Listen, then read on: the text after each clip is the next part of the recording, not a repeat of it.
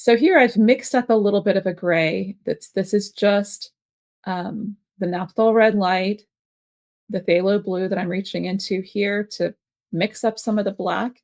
If it's too red, add more blue. If it's too blue, add more red. And it just gets you a really nice dark color. And then I'm adding in a little bit of titanium white just to gray it down. And I really noticed as I was studying the reference picture that there were some little areas of some grays and some twigs and sticks and things that are happening there. So it's just another color I can put in, adds a little bit of interest, a little bit of variation, and again, more detail. So it brings this forward toward us.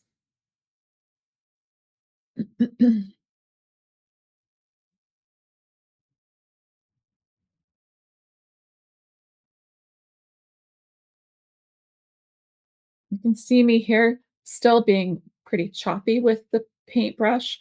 Um, that choppiness adds motion. It varies the paint too, because I generally mix. You can see me thinking as I'm twisting the paintbrush, thinking. um, I generally brush mix much of my paint. So what that can do is um, I can have like a darker green, for instance, up and near the ferrule of the brush, and then a lighter color in the end bristles where I was mixing. So when I'm sort of pouncing the brush, I'm also varying the color because of all of the things that are in my brush. And it's again, it's great to be able to relax and just let that happen. I've spent time as an artist where I've panicked. Oh no, this terrible color just came in. And I really try to see, I just try to look at it is how did that look?